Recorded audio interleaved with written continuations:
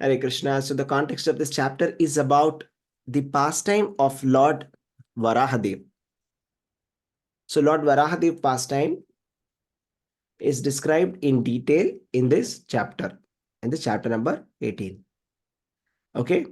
So what happened is like Lord Varahadev pastime happened at the time of creation of the universe. Okay. At the time of the creation of the universe, first Lord Brahma, he creates the first four children that Lord Brahma gets is the four Kumaras. After he gets the four Kumaras,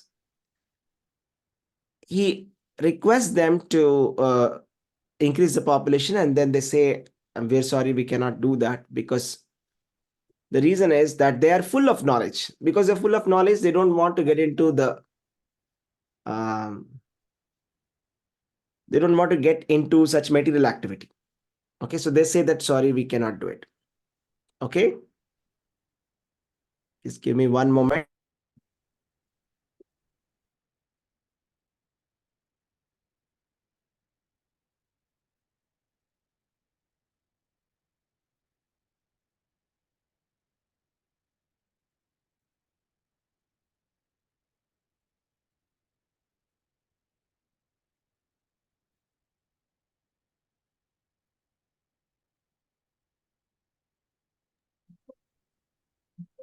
So then the four Kumaras, they say, sorry, we cannot do anything about it. And after the four Kumaras, then the 11 Rudras are born.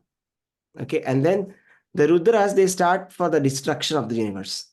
And then Lord Brahma says to Lord Shiva to please stop the destruction and to go and do the penance, tapasya. So afterwards, Manu is born. So when Manu is born, Manu is a very obedient son. So he says, my dear father, you are the creator of the universe. Tell me, what can I do? What service can I do? So at that time, Lord Brahma says, you're a very nice devotee of the Supreme Personality of Godhead. I want you to do this service of creation of the universe. Then he says, all right, surely I will do it. But my dear father, the problem is, you see, the planet, the Bhuloka, where I am supposed to stay and all the living entities are supposed to stay. Okay, this is the place where most of the living entities stay, right?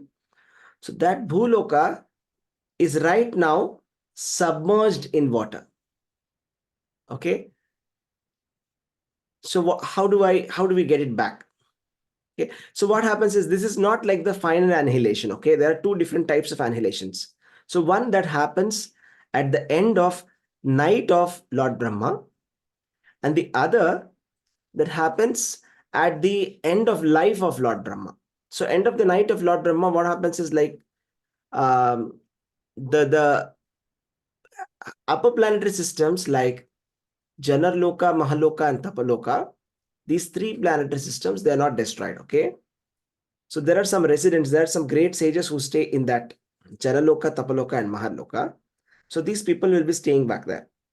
So, but the lower planetary systems, I mean, like Earth and the next upper three, after Bhuvarloka, Bhuloka, Bhuvarloka, and Swargaloka, and Maharloka. So these lokas will be like destroyed. Okay, so the three planetary system, they will be like gone inside the water. Okay, so at that point of time,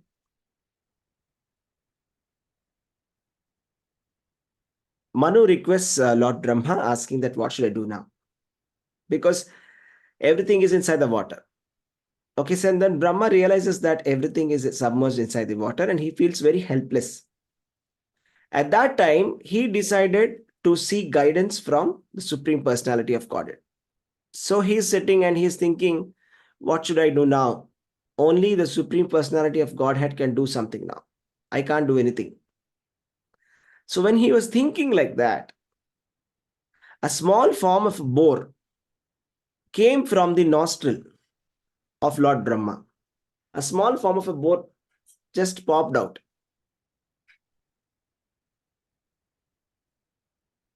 You see, the thing is, why did the Supreme Personality of Godhead come from the nose?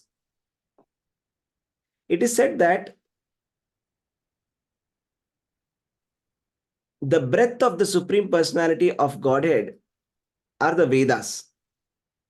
Okay, so Lord Brahma, when he was breathing, he took that inhalation of that Vedas. So that's when the Supreme Lord entered inside him and then he came out of the nose. Okay, that's how it happened. So then Lord Brahma, when he was contemplating like that, he suddenly saw that there was a small boar that appeared from his nose. And he was quite confused. What is going on? Okay, so when he was thinking like that, who is this? And he was talking to his sons, right? The newborn sons, all of them he was discussing and asking, who is this? Is he Supreme Personality of Godhead? Who is he? In that, like that, he was contemplating, and within a moment, the wild boar turned into a large stone, as big as a stone. It's like very big. It started growing very fast. And suddenly, the Supreme Lord, he became as big as a mountain. And he suddenly roared. And he roared so loudly that it echoed in all the directions. Okay. So what's happening here is that there is a demon called Hiranyaksha. And this Hiranyaksha is the first demon of the entire world. Okay. And then this demon, what he has done is he has taken the earthly planet and he has submerged inside the water. Okay, he submerged inside the water. And where did he submerge that? Okay, at the end of the Garbhodaka ocean.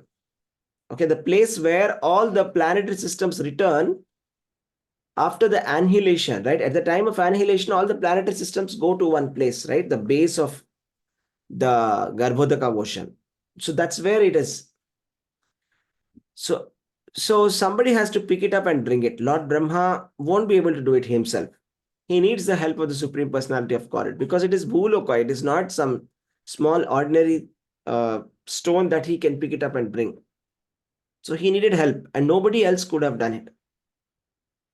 All right. So then what happens is then the Supreme Personality of Godhead, Lord Varaha, he grows in size and now he's like in a very huge size and roaring. And when he was roaring like that, in response to his roars, the residents of the Janaloka, Tapaloka, and Satyaloka, they started chanting auspicious Vedic chants. See what's happening. I told you that Janaloka, Tapaloka, and Satyaloka, which is Brahmaloka, they do not get submerged under the water at the time of annihilation. Okay? So the residents of this Janaloka, Tapaloka, and Mahaloka, let's try to understand who stays there first of all. Okay, only those saintly people who are following the path of renunciation, they stay in Janaloka, Tapaloka, and Satyaloka. Those people who are householders, they can go only up to Svargaloka. Okay, so any kind of social activities that we do, as per the Vedas, if we try to help people, if we try to dig a well, if we try to give charity, food in charity, help poor people, all these activities, they can take us only up to the third planetary system that is called Svargaloka, not beyond that. So to go beyond Svargaloka, to go to the Janaloka, Tapaloka, and Satyaloka, the name itself says, right? Tapaloka. Okay? What you need is spiritual activity. Okay? Spiritual activity and brahmacharya, celibacy. So these people, these sages who are celibates, they go to that place. The householders, they stay back. They can never go to Janaloka, Tapaloka, or Satyaloka. Okay. So these people are great sages who are there. Okay. They will be always in meditation. They will be always in spiritual activity, in devotional service, like that. Okay. So then they started to chant the auspicious Vedic chants in response to the in response to the when they heard Lord Varahadev, right? And Lord Varahadeva. So I'll tell you a little bit about who is Lord Varaha. Okay. So we have to understand who is Lord Varahadev. Okay. So this form of Lord Varahadev, right? He's in the form of a boar. Boar means a hog, right? So again, we all know that a hog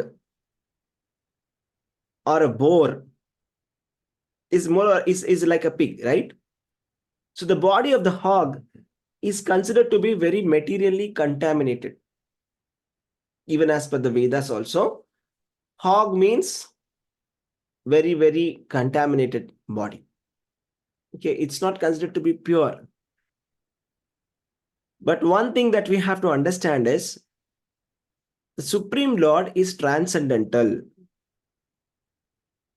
And therefore, even if he is coming in the form of this hog, he is still transcendental. The body of the hog may be materially contaminated, but the hog form of the Supreme Personality of Godhead is never contaminated.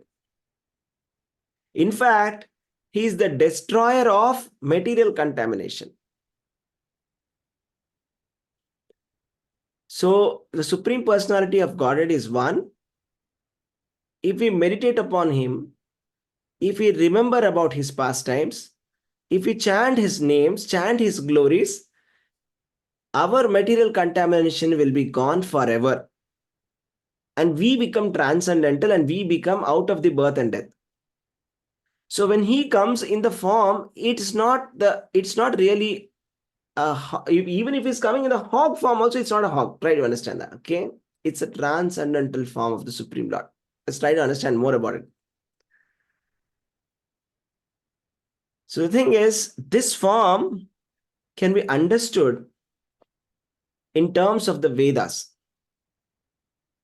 So this form is understood in the terms of Vedas. The Vedas are said to be the breath of the Supreme Personality of Godhead. And this form is the personified Vedas. You see, all the hair holes, that is like, just like he has some kind of holes in the skin, right? Right? So there are some kind of small holes in the skin where the hairs are coming, right? Where all the oceans are submerged there. And innumerable universes are generating from the holes of his bodily hair. That is Mahavishnu. We all know that from Lord Mahavishnu, innumerable universes come out of the holes of his skin, the skin pores, right?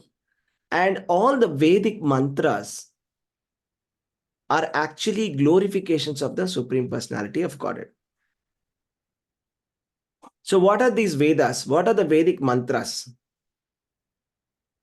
They are only meant for pleasing the Supreme Personality of Godhead. So in the Vedas, whatever glorification that you find, any kind of glorification, it can be glorification of anybody. They are all meant for the glorification of the Supreme Personality of Godhead. And it is Krishna who is actually becoming satisfied when we read these Vedic mantras. Ultimately, he is the benefactor of all the Vedas. So he is the object of the Vedic prayers. So Lord is pleased when the Vedic mantras are chanted. So when we glorify the Supreme Personality of Godhead very nicely, and when the Lord is very pleased That means that the Vedic mantras are chanted properly. Getting it? So the most important prayer of the Vedas is this prayer. Hare Krishna, Krishna Krishna, Hare Hare, Hare Rama, Rama Rama, Hare Hare. Where did we get that prayer from in the Vedas? It's in the Kali Santarana Upanishad. There is one Upanishad called Kali Santarana Upanishad. It's a conversation between Lord Brahma and Narada. So in that conversation, Narada asks to Lord Brahma, what is the way in which the people of Kali Yuga, who are very contaminated by the mode of ignorance and by lack of spiritual knowledge, how can they be liberated? How can they escape the effect of Kali Yuga? So at that time, Lord Brahma says, Iti Shodasa Namnam Kali Kalmasha Nashanam Nata Parataropayaha Sarva Vedeshu Drishyate. He says, you see, even if you're going to look through all the Vedas, the best of the best of the best for Kali Yuga is this. You cannot find a better way to clean yourself from the contamination of Kali Yuga other than chanting the 16 words mantra. Hare Krishna, Krishna Krishna, Hare Hare, Hare Rama, Rama Rama, Hare Hare. 16 words are there. Hare, Krishna and Rama. So this is the most important prayer of the Vedas. So what we are chanting every single day is the best of the Vedic mantras. The Hare Krishna Maha Mantra. That's why it's called as the Maha Mantra. It's not just a mantra, it's Maha Mantra. It's very, very special. And I told you that the purpose of all the mantras is to satisfy the Supreme Personality of Godhead. So that's the original purpose. So we are trying to serve Krishna by chanting these names. We are not trying to serve our senses. We are trying to serve the senses of the Supreme Lord. All right. So Lord is the enjoyer of all the sacrifices. And you see, Supreme Personality of Godhead, his skin, his eyes, his bodily hair in the form of a hog. So how does a hog look? Okay. How does a hog look? Hog looks like, how does a hog look? So it'll have a face, it'll have a boar, it'll have two tusks. Okay, like a wild boar, right? Two tusks are there. And then four legs will be there. 4 legs, 2 tusks. Right? And it'll have a tail. So there is a tail. And the skin will be there, very rough skin. And eyes. And I'll tell you what each of these parts mean. So Lord Varaha's skin, his eyes, his bodily hair, and his bodily hair holes are all different parts of the Vedas. How many Vedas do we have? How many Vedas do we have? Anyone? 4 Vedas. 4 Vedas. So what comprises of Vedic literature? Can anybody say? What all comprise of the Vedic literature? The 4 Vedas. What else? 18 Puranas, 108 Upanishads. Yeah, 18 Puranas, 108 Upanishads. What else? Then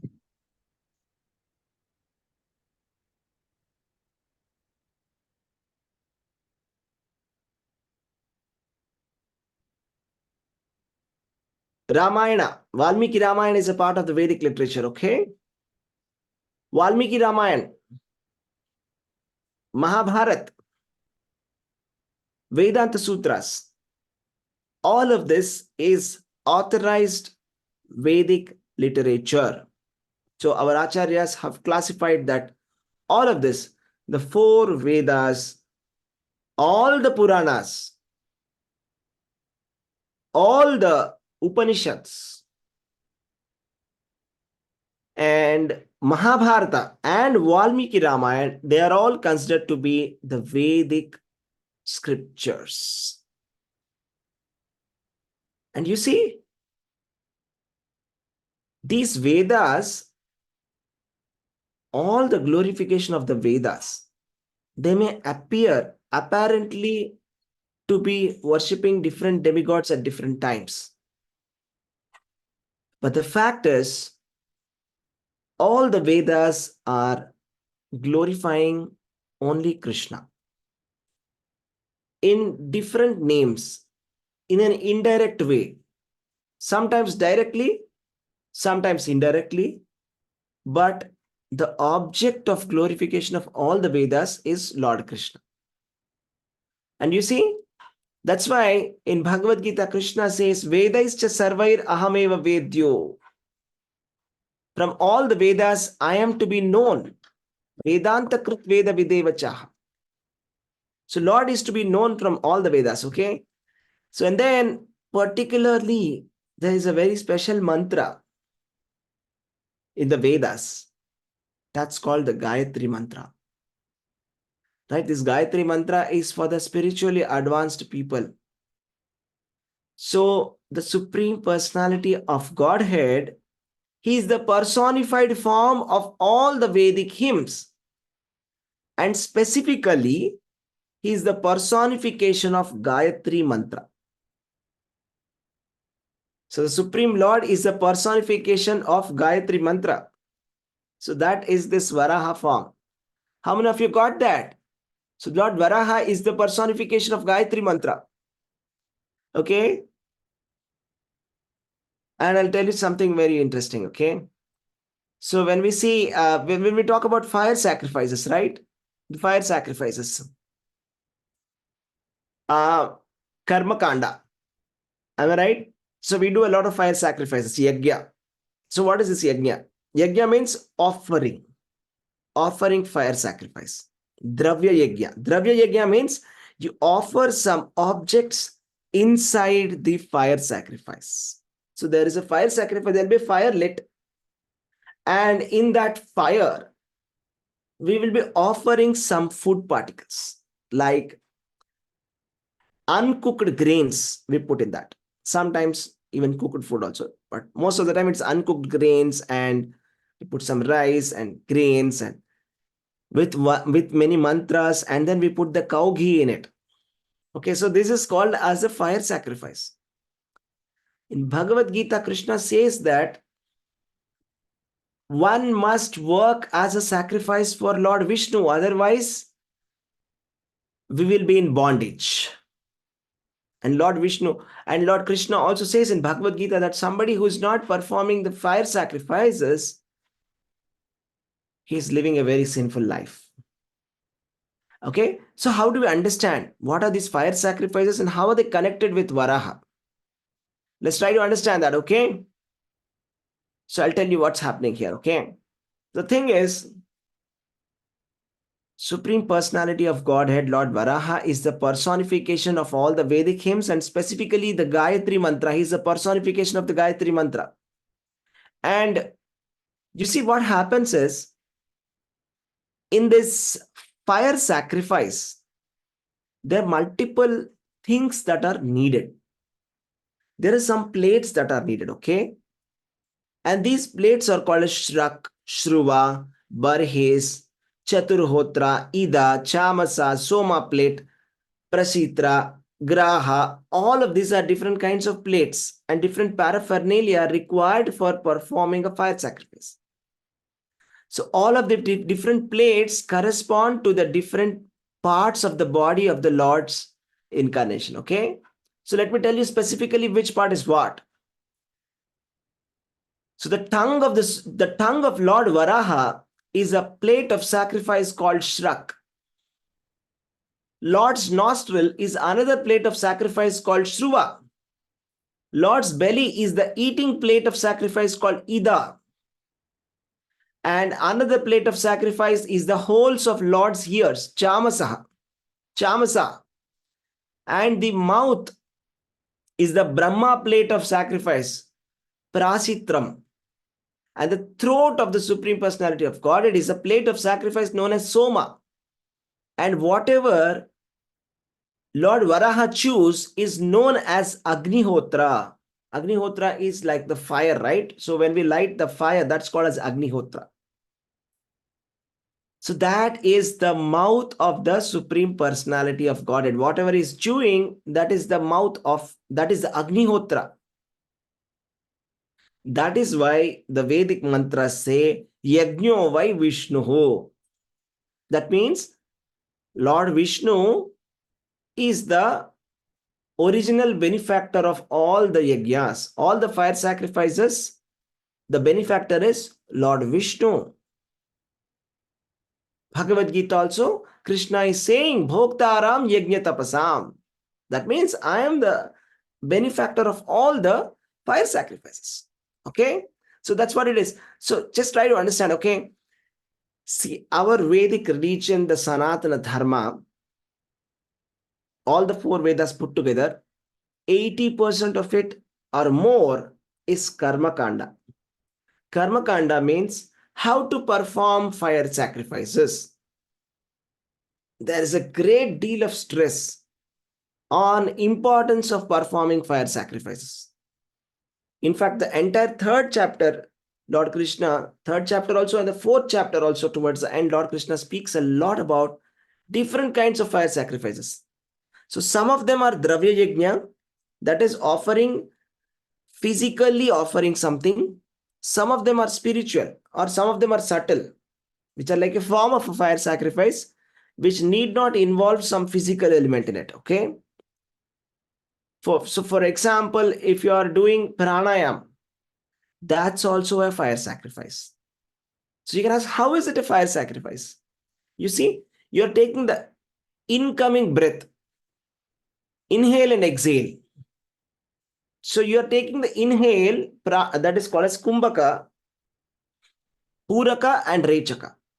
So puraka in rechaka, rechaka in puraka. Putting the fire of inhalation, putting inhalation in the fire of exhalation, putting exhalation in the fire of inhalation. This is a type of fire sacrifice. If you're sitting down and meditating, that's also a fire sacrifice. That's called yoga yajna. If you're reading the Vedas, that's also one kind of fire sacrifice. If you're contemplating on the impersonal Brahman, that's also a fire sacrifice. If you're chanting the Hare Krishna Maha Mantra, is that a fire sacrifice? Yes or no? Yes, Prabhuji. Are you sure, everyone? Thank you, Mataji. Anyone else? Yes? Is everybody sure about it? Are you sure? How can chanting be fire sacrifice?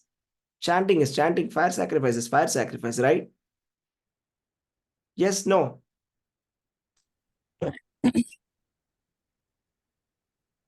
How is chanting a fire sacrifice? Who can tell me?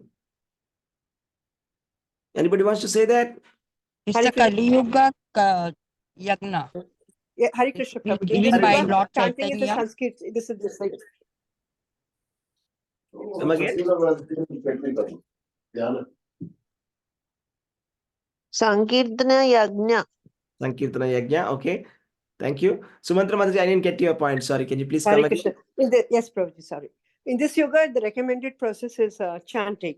So this covers up everything. Like in every yoga, there is different. There is a in doing yagna, the proper ingredients, proper rishi, proper time, proper place, everything is wanted. So which is not available in the Kali Yuga period. So chanting takes care of everything.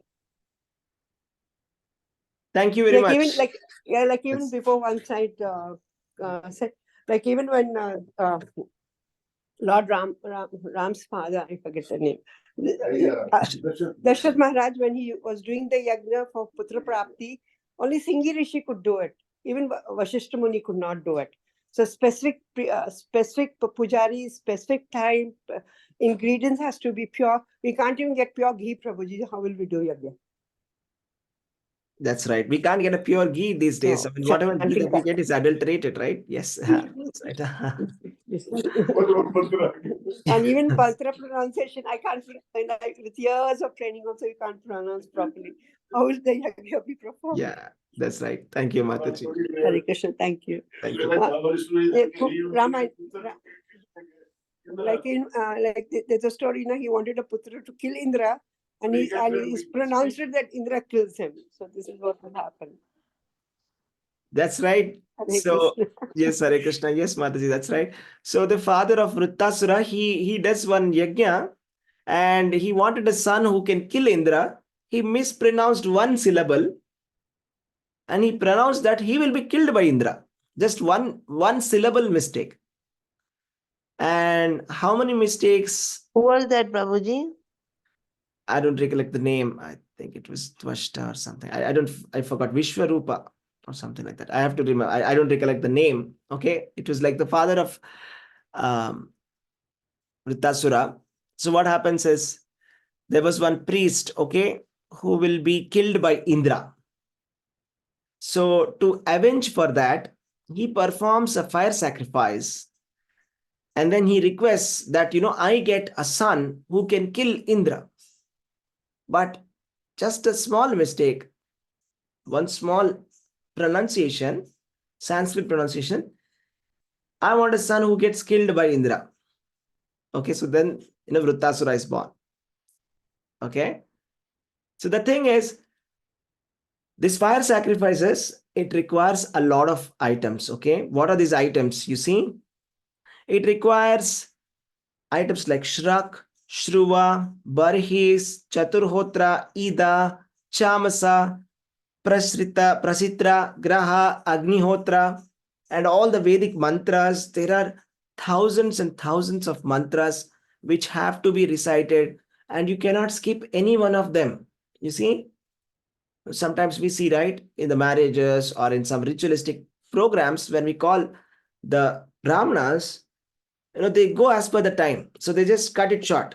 If there's no time, they'll cut short, and they'll make it like some very simple thing. So you can't do that in a sacrifice. Okay. You can't even miss one single mantra. You can't even mispronounce one single syllable. If you mispronounce one single syllable, the entire yajna is gone. Okay.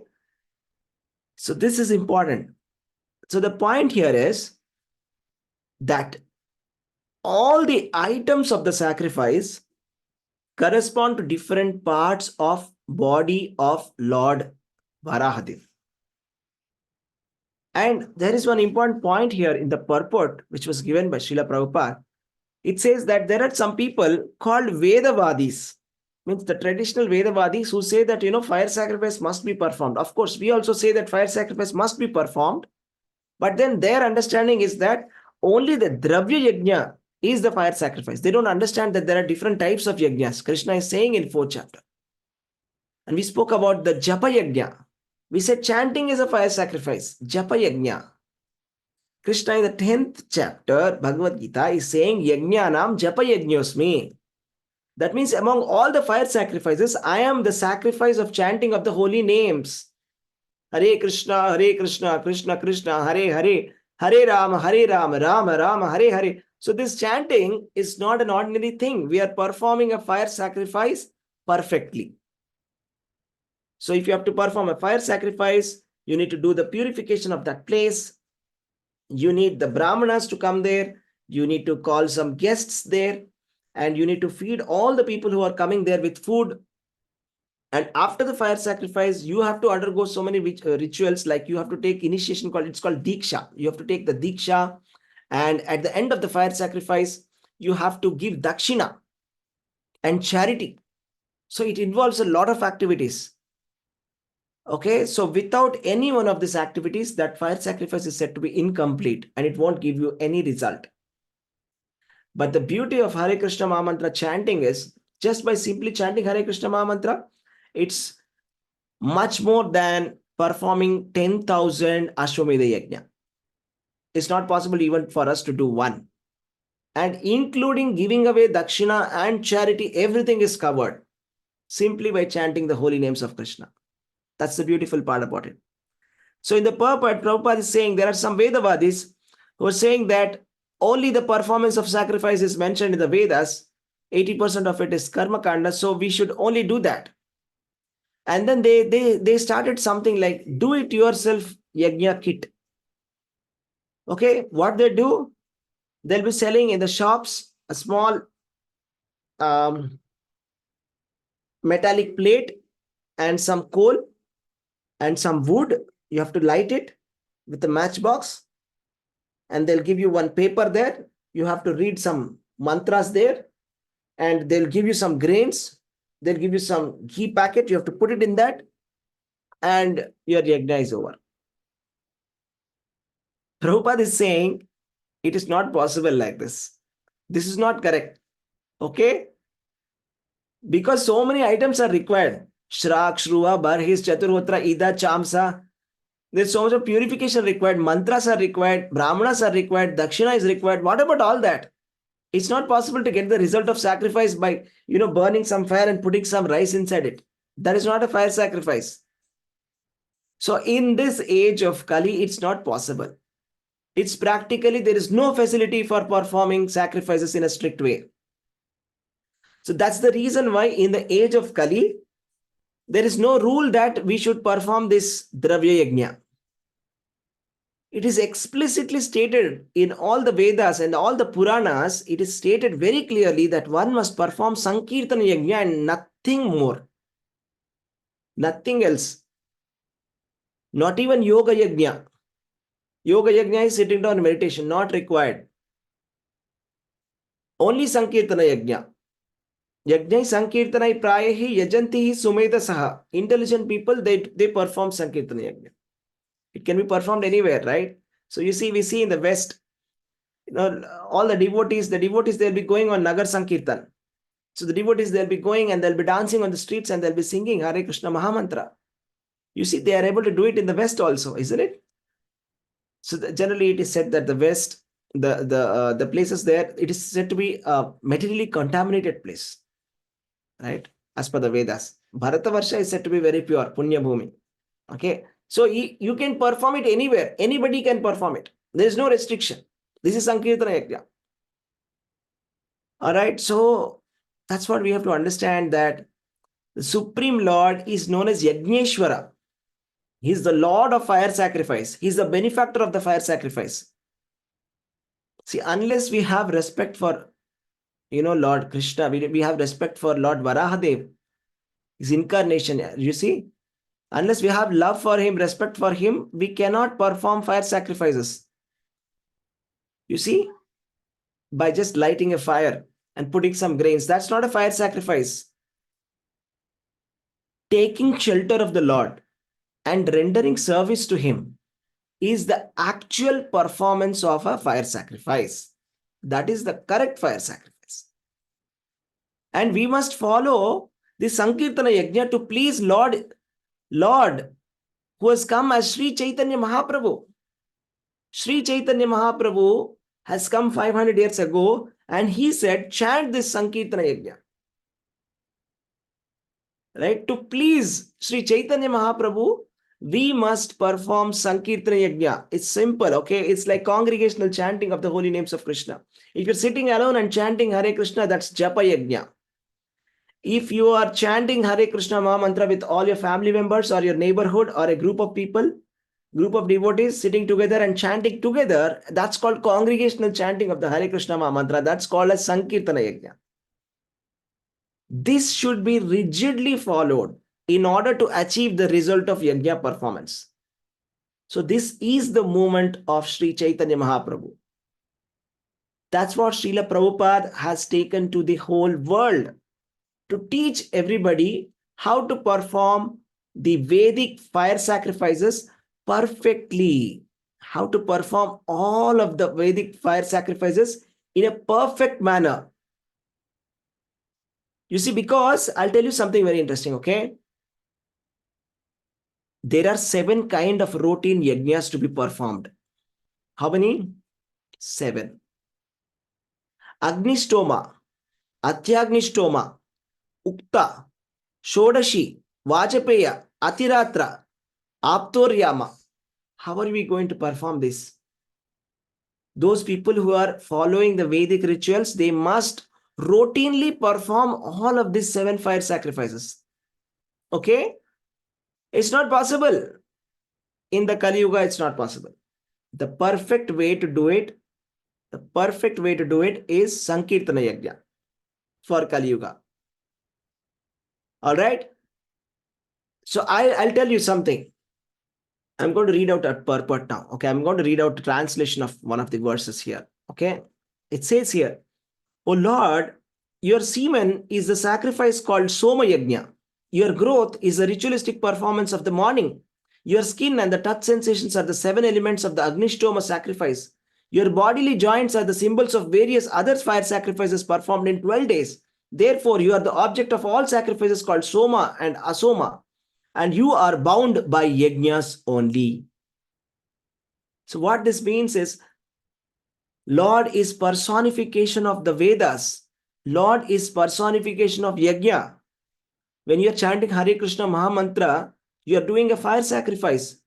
You are doing a perfect ritualistic activities. Of course, it's beyond the ritualistic activities. To consider Hare Krishna Mahamantra to be a Vedic ritual, again, is an offense. You should not even think like that. You should not think that I am doing karma kanda. No, it's much beyond that. Because if you perform 100 Ashwamedha Yajnas, you can get the post of Indra. But by chanting Hare Krishna Mahamantra, you can go back to Godhead. There's a lot of difference between both of that. That's why we should not even think that it's karma kanda. But for us to understand that this is beyond, this is a spiritual yajna. This is not a material fire sacrifice. This is spiritual, and it is giving us ultimate benefit, much beyond going to heavenly planets or becoming the king of the universe like Indra. You see, if you are in contact with the Supreme Lord and discharging devotional service, then it is understood that you have performed all the different types of yajnas. I mentioned 7 types of yajnas, not only 7, all the yajnas which are possible are automatically performed when you chant the names of Krishna, when you do devotional service. What is the evidence for that?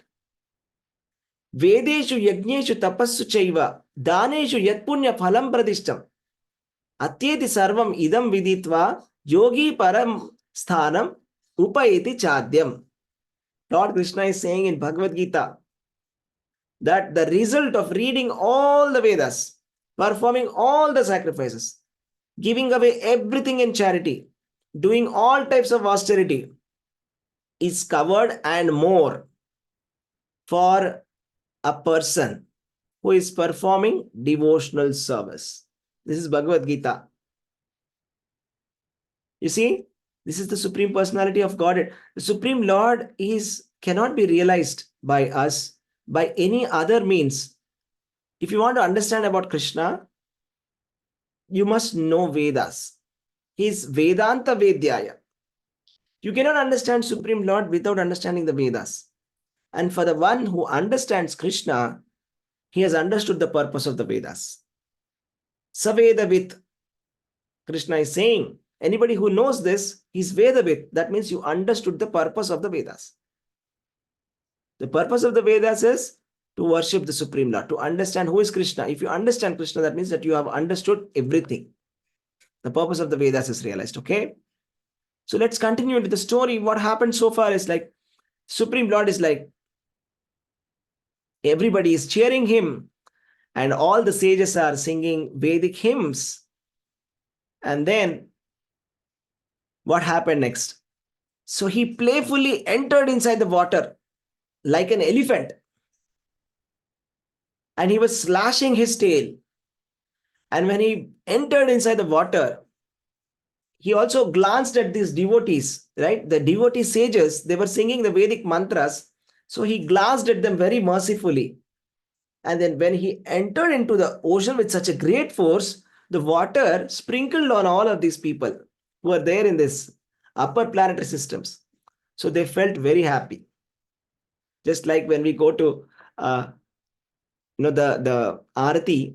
So what happens? The pujari will take some water and sprinkle on us, right? The water which has been offered to the Lord. So we feel very happy. We feel very purified, right? So like that, they were very, very, very happy because it was touching the Supreme Lord, that water, and it fell on them. They felt very purified. The Supreme Lord entered inside the water, and then he was just going inside, and he was searching after the earth by smell. He was looking with a smell, okay, because he's in the form of a hog, right? Boar. What does a boar do? It will just smell, right? Like that. And then he had two tusks which were very fearful, and then he dove into the water, and like two big waves came out of it.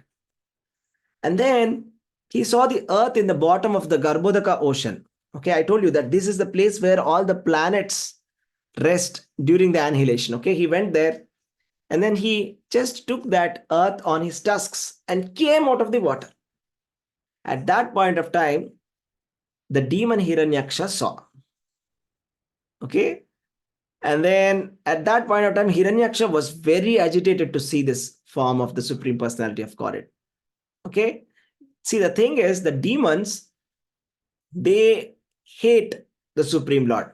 They have a natural envy towards Lord Vishnu, Lord Krishna, and his incarnations. So that's their natural envy, and they want to kill him. Some people, they want to kill with the help of philosophy. They want to philosophically finish, and they say Lord Vishnu is not Lord Vishnu. Lord Vishnu is something else. They'll try to say something. Bhagavad Gita is not Lord Krishna. So this is the symptom of a demon. So here the demon, he wanted to physically kill the Supreme Lord. And he started insulting the word with really, really, really sharp words. He started saying that Lord he's saying that you're like almost like you're a shameless creature. He started telling some very bad words. Okay. And what happened next? And then what happened was, like, the Supreme Lord took the earth in his tusks. Okay. And he was going. At that point of time, Hiranyaksha started to chase. And Lord was running away from Hiranyaksha. So it was appearing as if like Lord is running away and Hiranyaksha is chasing. And Hiranyaksha was getting more angry, and he started to shout. He said, "Are you not ashamed of running away? I'm challenging you here. There's nothing reproachable for a shameless creature. The shameless creatures, they have nothing to be feeling shy about. I'm challenging you and you're running away." So actually, it appears as if the Supreme Lord is running away. But the thing is, he wants to protect the earth. Okay, because the Bhudevi is there, she's getting frightened. He wants to put her to a safe place and then start the fight. So the Lord placed her on the surface of the water. He gave his energy to float in the water. And then all the demigods started putting flowers on him. And Lord Brahma started to glorify him. So at that time, the Supreme Lord, he was tolerating all the words that were given by Hiranyaksha. He was telling a lot of insulting words. And then now the Supreme Lord started to speak. He said, the personality of God had said, "Indeed, we are the creatures of the jungle, and we are searching after the hunting dogs like you." Okay. He said, "Yeah, that's right. What you said is right. You said that I am Vanagochara. I am the creature of the jungle. Wild boar is a creature of the jungle, right? So you are the creature of the jungle. But remember, the boars, they hunt dogs. I'm a wild boar, right? So I want to hunt a dog like you." Okay. Anyways, because you are bound up by the laws of death, okay, that's the reason why you're giving this kind of loose talk.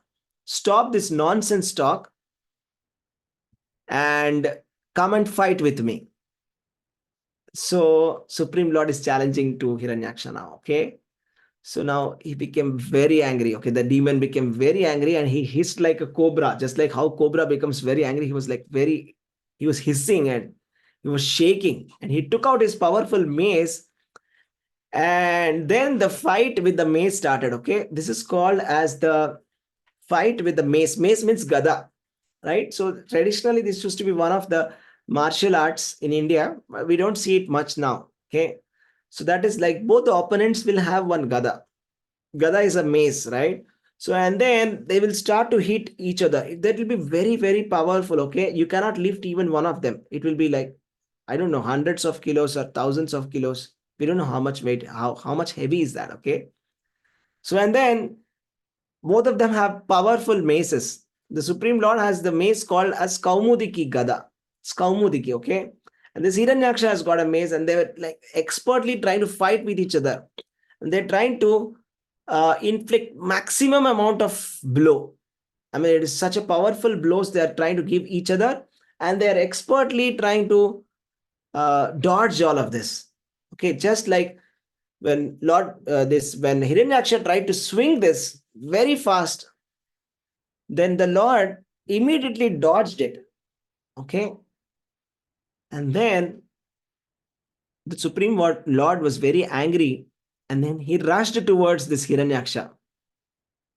Okay, and then they repeatedly started to brandish this mace on each other, and then Lord took that mace and tried to strike very hard on the brow, right of the brow here.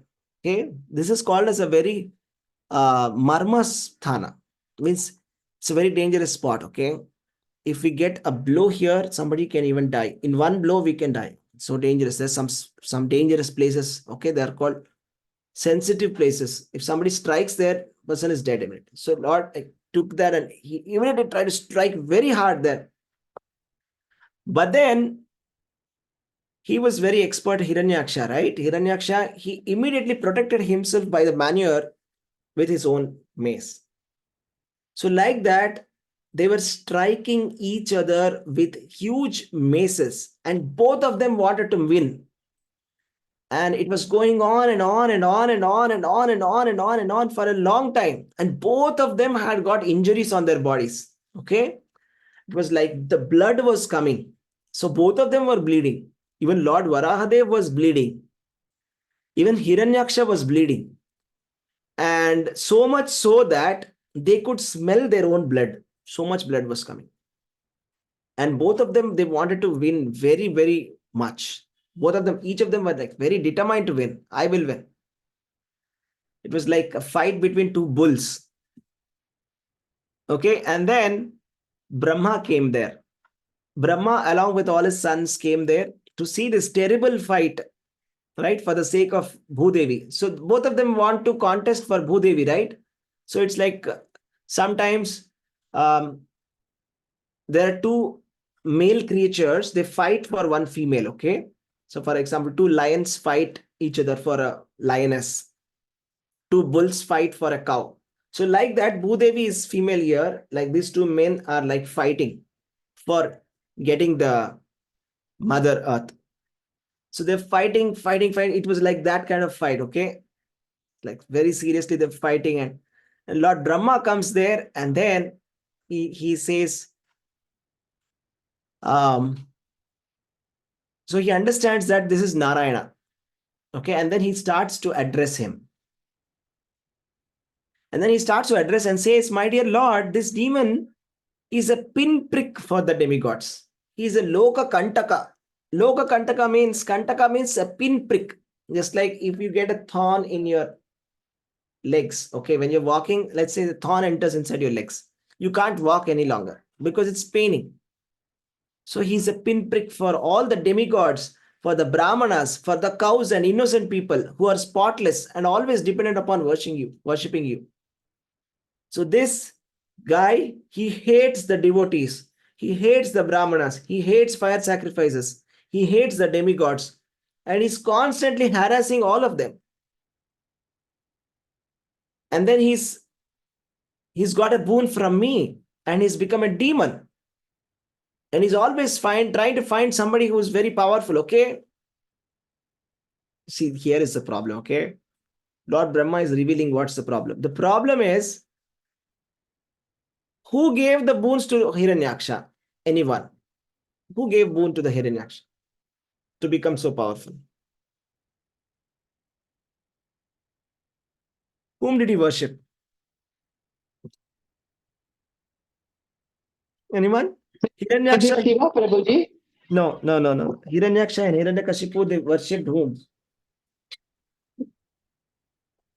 Vishnu on the other way. No, not Vishnu. Brahma. Yeah, that's right. Brahmaji. Yeah, that's right. They worship Lord Brahma, right? And then it was Lord Brahma who gave these boons to them, right? When Hiranyakashipu asked for the boons that he doesn't want to die, then Lord Brahma gives so many conditions, right? You'll not be dying here, there, etc., etc. It was Lord Brahma who gave the boons. So Lord Brahma is anxious now. And he is telling to the Supreme Lord, oh my dear Lord, I have given these boons. So here is what happens, right? Lord Brahma and Lord Shiva, when they give the boons, they give away without much deliberation. But when Lord Vishnu gives, he doesn't give boons like that. Okay, we see the example of Ravana, who worshipped Lord Brahma and Lord Shiva. We see there was one Bhasmasura who took a boon from Lord Shiva that whomever he puts a hand on, he will become destroyed. So then he wants to try it on Lord Shiva next. And then Lord Shiva is protected. And then, Lord Vishnu comes in the form of Brahmana, and then he cheats him and he says, okay, test it on yourself now. And then he tests, and then Bhasmasura dead. Okay. So Brahma is telling that he has taken a boon from me, and he's going all over the world, you see. And then he says, and actually Lord Brahma is like saying, my dear Lord, there is no need to play with this demon. Okay. Because it was looking like a play. It was looking as if, Krishna wants to fight for some time. You see, it's like an enjoyment for him. Okay. So for example, for a wrestler, they enjoy it, right? For example, if there is a professional fighter, boxer, let us say, okay, let us say he's fighting maybe with his son or his friend, they won't stop. They're enjoying it. Okay. It's not that they're getting scared. They're enjoying. They want to fight. That's what they want to do. So it was looking like that. Lord was enjoying the fight, and they were fighting for a long time. He's saying, my dear Lord, please stop. Please stop. Don't play with this demon. Okay. And then he's saying, he's a very dangerous guy. And let me tell you, there is a very auspicious muhurta going on called Abhijit Muhurta. Abhijit Muhurta is very special muhurta. Means whatever you do at that time, it becomes successful. So we see Ayodhya temple is coming up, right? It is Abhijit Muhurta. That means if you do it at that time, it is 100% success. So Abhijit Muhurta is going on. It is almost over now. Abhijit Muhurta. The time is passing away and the sunset is coming. After this Muhurta is gone, we don't know what is the next Muhurta. We may not get success. And then he's saying, the next thing is like, he becomes very powerful now, the demon. So that the Sandhya is coming. So therefore, please kill him and become victorious. Okay. And then, so that's the thing. Okay. And establish the world's peace. Finish him. See, the thing is, Lord Varaha doesn't require any muhurta. Isn't it? The Supreme Personality of God. Does he require good muhurta? Tell me. No, Prabhuji. It doesn't require, right? So he can do it anytime. But still, Brahma was becoming very anxious because of his calculations, right? Lord Brahma was becoming very anxious, and all the demigods are waiting, and they're feeling very scared also looking at this fight. Even Bhudevi was getting scared. Everybody was getting scared here, okay? So the thing is, so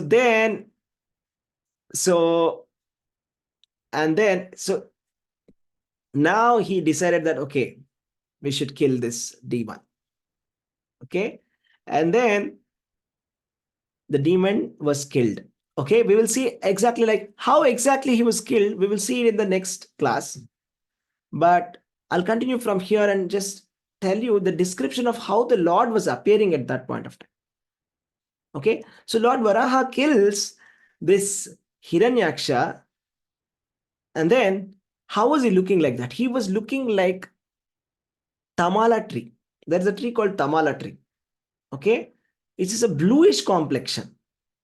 So by seeing that, everybody can recognize that he is the Supreme Personality of Godhead. Okay, how he was looking like a lotus flower. You see, I'll tell you that there are some beautiful comparisons here. Bhumi, the Bhudevi, was looking like a lotus flower plucked by an elephant. If an elephant plucks a lotus flower, it's so easy. And if it is holding it in its what do you call trunk, how does it look? So that is how Lord Varaha was looking when he took out the earth. That means he was not having a lot of strain. Just like you see Atlas, there is a Greek mythology, right? So in that there is Atlas who is holding the earth with great force like this, right? Lord Varaha was not like that. Just like an elephant picking up one lotus flower. It's so easy, right? And there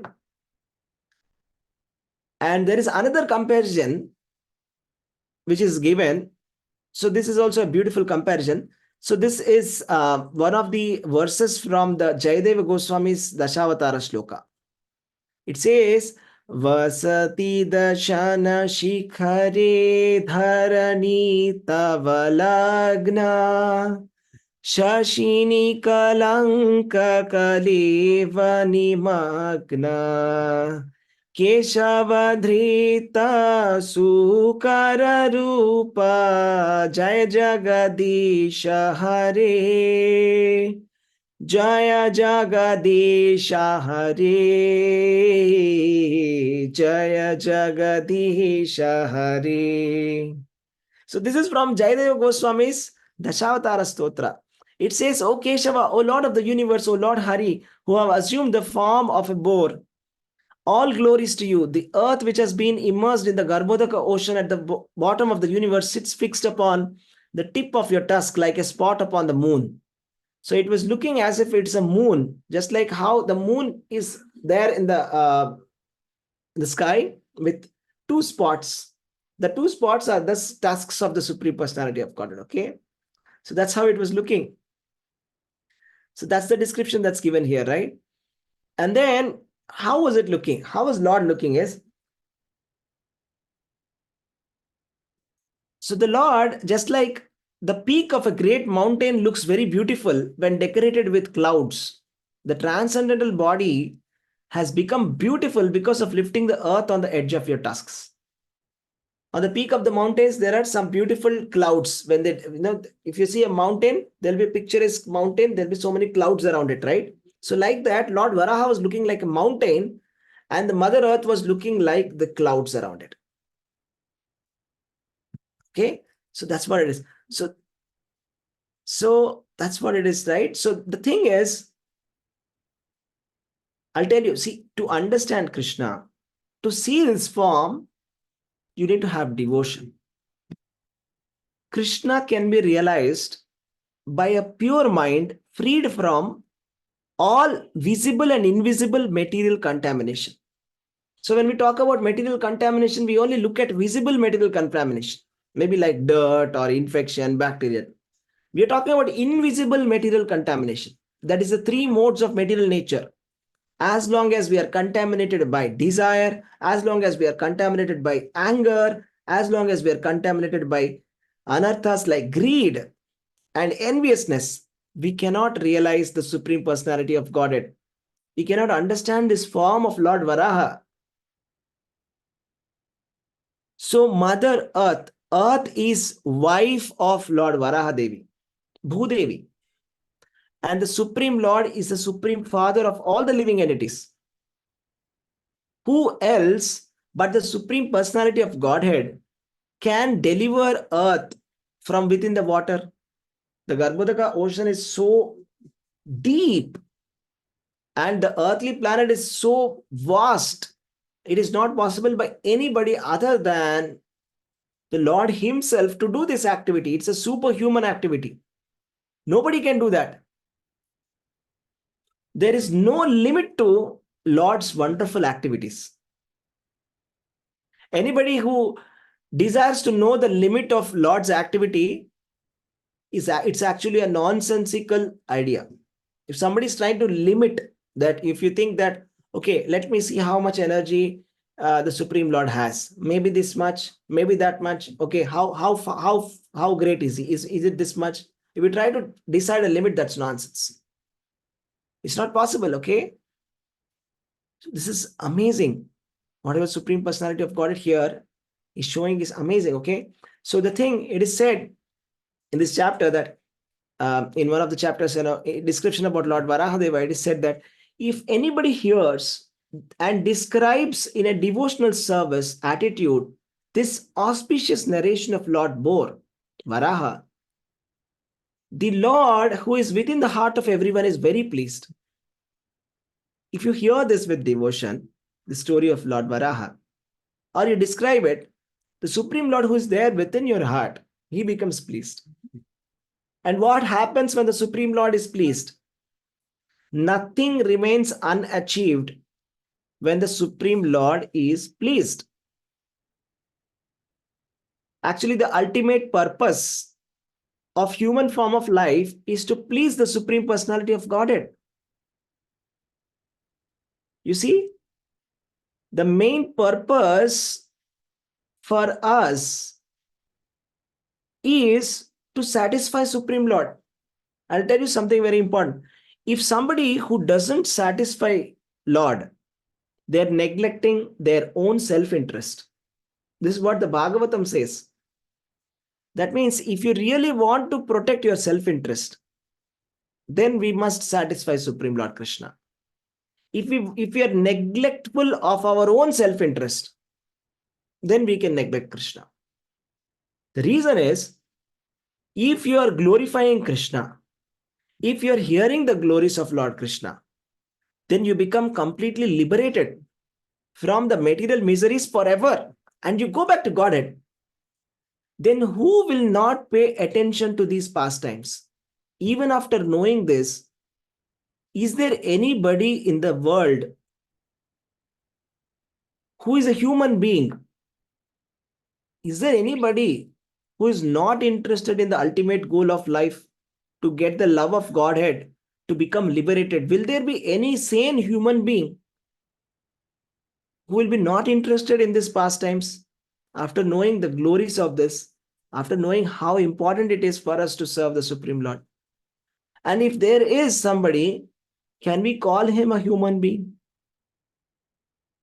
We cannot call him a human being at all, because human being means intelligence. Human being means trying to use intelligence for our own benefit, trying to know what is good for me, what is bad for me. And if we take what's bad for me and if I ignore what's good for me, that's not a human being. Okay? The animals, they do that. Human beings, they don't do it. Right? So who can refuse this nectar of narration of the beautiful pastimes of the Supreme Personality of Godhead's activities? Because these activities, they can deliver us from all the material miseries. So nobody neglects this. Okay? So that's the chapter that we discussed today. It's about Lord Varahadeva. And we saw how Lord Varahadeva is now being worshipped very nicely. Everybody worshipped after he killed Hiranyaksha. All the people, Lord Brahma worshipped him. All the residents, all the great sages of all the Janaloka, Tapaloka, Satyaloka, they all worshipped very nicely.